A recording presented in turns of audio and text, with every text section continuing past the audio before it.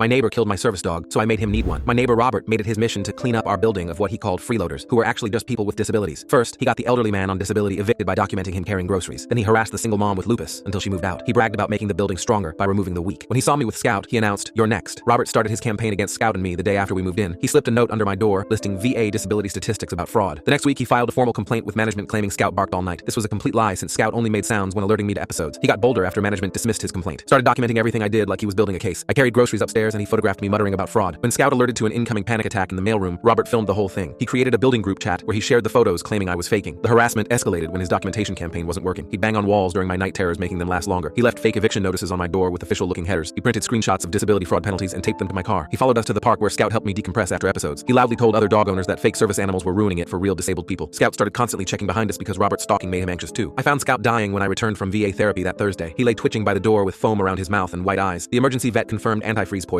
I held him through 3 hours of seizures before he died. Robert waited on his balcony with a beer. When he saw me, he raised it and said, "One down." His fitness page celebrated the building getting cleaner without leeches. Those 2 words echoed for 4 days while I stared at Scout's bed. Robert had killed my medical partner and celebrated it. His identity revolved around being strong and independent. He viewed anyone needing help as worthless parasites deserving removal. That's when clarity replaced grief. Robert would experience the dependence he despised. The man who removed the weak would become weaker than anyone he'd driven away. I'd studied neuropharmacology before the army trying to help my dad's vertigo condition. 2 years of learning about vestibular systems and how supplements interact gave me enough knowledge. Robert conveniently posted his entire fitness routine online, including his morning supplement stack. He took the same pre-workout and vitamins at exactly 6 a.m. daily. His mother had Meniere's disease, but Robert bragged about overcoming genetic weakness. Legal supplements could trigger vestibular problems when combined correctly with his regular stack. Family history of inner ear issues made the interaction almost guaranteed. I prepared specific doses that would build up over time, leaving no trace. Danny from Robert's gym jumped at helping after years of Robert's abuse. He'd give Robert the premium samples and let his ego do the rest. Scout's collar appeared in the laundry room and his ball near Robert's car. I made sure Robert knew Scout was gone, but not forgotten. The entire building had turned against Robert after Scout's death. Danny gave Robert the supplement samples exactly as we discussed over coffee. Robert's ego made him jump at anything that promised better performance, so he started immediately. The first week he felt fine except for slight dizziness after heavy lifts. He pushed through it because champions don't make excuses according to his posts. By week 2, he was gripping machines between sets to stay balanced. Week 3 brought the first public incident when Robert was live streaming a deadlift demonstration. The room suddenly tilted and he dropped the barbell with a crash. He stumbled sideways into the weight rack while his followers watched him grab the wall. He slid down to his knees trying to play it off, but people had already screen recorded everything. The real justice came during week 5 at his Monday morning boot camp class. Robert was demonstrating a burpee when a massive vertigo attack hit him hard. He face planted in front of 20 paying clients who watched him try to stand. The room spun worse and he had to crawl to the wall on his hands and knees. Someone called paramedics while he vomited from the dizziness and kept repeating, "This can't be happening to me." After multiple hospital visits and expensive specialist appointments, Robert got diagnosed with severe vestibular disorder. The damage was permanent and would require lifelong management, including mobility aids. Doctors specifically recommended a service dog for balance assistance and to alert him before episodes. The first organization he applied to rejected him after someone sent them screenshots. 3 more organizations discovered his history of harassing disabled handlers and refused his applications. Robert lost everything. His fitness career ended and he needed a cane to walk. 8 months later, I passed him with my new service dog, Bravo. Robert gripped the mailbox wall through a dizzy spell. He saw Bravo and whispered, "I need help." The building's strongest man couldn't walk alone anymore.